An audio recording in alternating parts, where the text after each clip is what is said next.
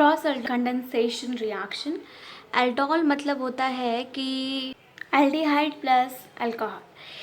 यहाँ पे ये जो ऑल है अल्कोहल का और ये एल्डिहाइड है, ये दोनों मिक्स करके बनते हैं aldol. Okay, so this is what we called as aldol. So as in this case we can see कि यहाँ पे CHO भी है और OH भी है, मतलब CHO मतलब क्या, एल्डिहाइड भी है और अल्कोहल भी है, तो हम इसको क्या कह सकते हैं कि ये एक एल्डोल है. तो क्रॉस एल्डोल कंडेंसेशन रिएक्शन में हमें क्या करना पड़ता है कि दो रिएक्टेंट्स होते हैं, हमें उनको रिएक्ट कराना पड़ता है और पहले हमें फॉर्मेशन करना है एल्डोल का. एल्डोल का फॉर्मेशन होगा, फिर एल्डोल का हम कंडेंसेशन करेंगे. कंडेंसेशन मतलब H2O को हम रिमूव करेंगे. तो यही प्रोसेस है इस क्रॉस एल्डोल कंडेंसेशन रिएक्शन में. सो हमें एनसीईआरटी में ये एक रिएक्शन दे रखा है और इसमें हमें मिला है 4 प्रोडक्ट्स. इसमें हमारा 4 प्रोडक्ट्स का फॉर्मेशन हुआ है. ओके, सो अब हमें ये बताना है कि वो 4 प्रोडक्ट्स क्या क्या हैं. उसमें बुक में तो है बट अब हमें निकालना है कि वो 4 प्रोडक्ट्स आए कैसे. जैसे यहाँ पे CH3CO, अब इन दोनों को रिएक्ट करा के हमें एक एल्डोल बनाना है और फिर उसका कंडेंसेशन करना है. तो सबसे पहले हम इसमें 4 तरीके से कर सकते हैं.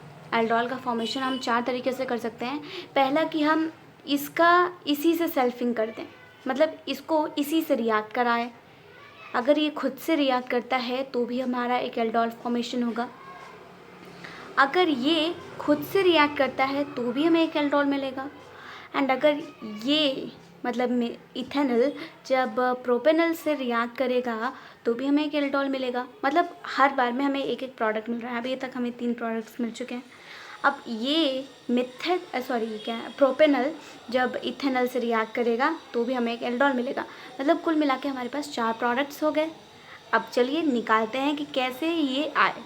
ओके, तो सबसे पहले हम क्या करेंगे, सबसे पहले हम इस वाले इथेनॉल को पहले रिएक्ट करा के देखते हैं और फिर एल्डोल फॉर्मेशन करेंगे. ओके, तो चलिए CH3CHO को रिएक्ट कराते हैं CH3CHO से ही.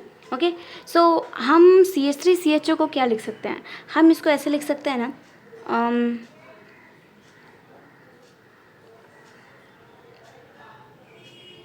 ऐसे लिख सकते हैं. और फिर हमें एक और CH3CHO चाहिए और हम उसको कुछ इस तरीके से लिखेंगे.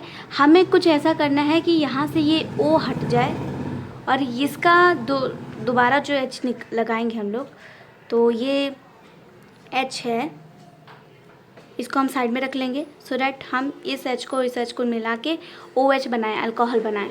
अल्कोहल बनाने के लिए हमें एक अल्फ़ा कार्बन से निकालना है एक H. तो इस कार्बन से एक H निकालेंगे. तो ये है अपना CH2 और CHO को हम वैसे का वैसे ही लिख देंगे. ओके, सो यहाँ तक समझा. अब आपको क्या करना है, इस H को इधर पे जाके मिला देना है सो डैट हमें क्या मिल जाए, हमें एक OH मिल जाए ताकि हम एल्डोल बना सकें. ओके, अब हम इन दोनों को रिएक्ट कराएंगे in the presence of NaOH के प्रेजेंस में कराएंगे. अब हमारे पास प्रोडक्ट क्या फॉर्म हुआ, हमारे पास प्रोडक्ट फॉर्म हुआ CH3 वैसे का वैसे ही रहेगा. ओके, सो CH3 एंड ये है अपना CH, ये CH. अब ये O और ये H हम इसको लगा देंगे इधर पे OH. ओके, अब ये दोनों तो एक हो गए. अब हमें ये CH2 और CHO भी इससे जोड़ देना है. That's it. अब ये हमारा बन गया क्या, एल्डोल, क्योंकि इधर OH भी और CHO भी है तो ये हमारा एल्डोल है. ओके, सो हमारा एल्डोल मिल गया. अब हमें इसका कंडेंसेशन करना है, एल्डोल कंडेंसेशन.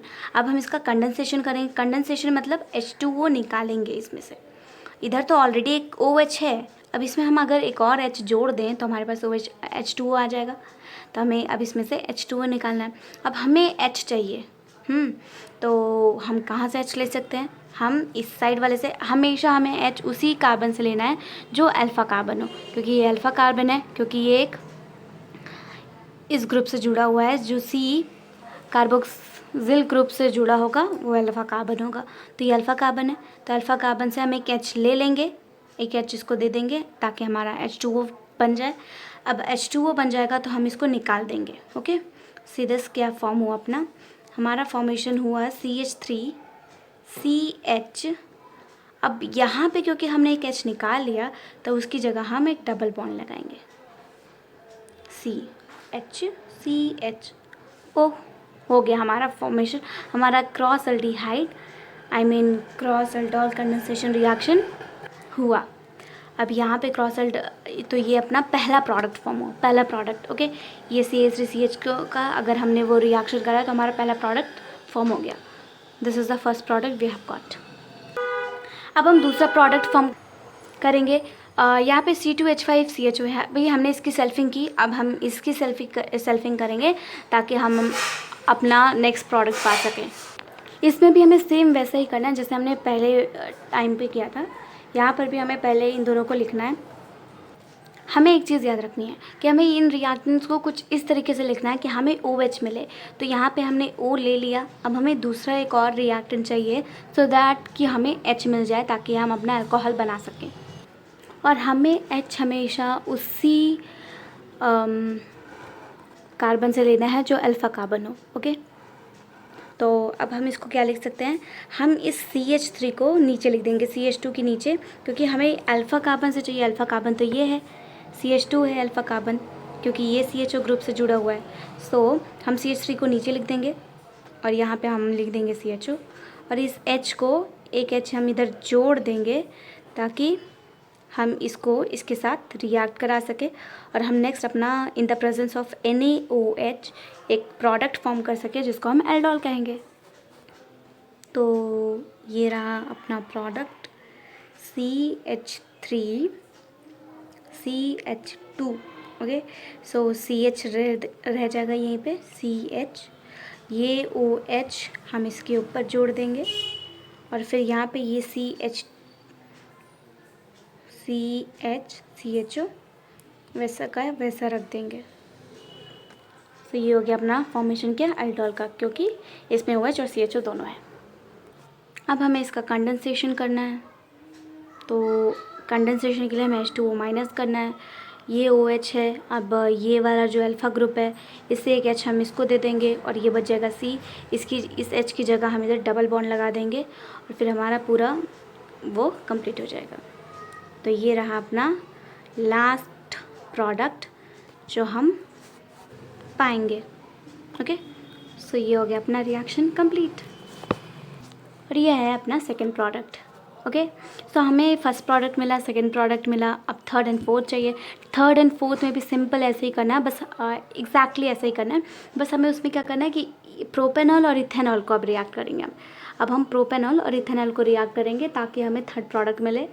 एक बार हमें प्रोपेनॉल को इथेनॉल से रिएक्ट कराना है और फिर सेकेंड टाइम हमें इथेनॉल को प्रोपेनॉल से रिएक्ट कराना है।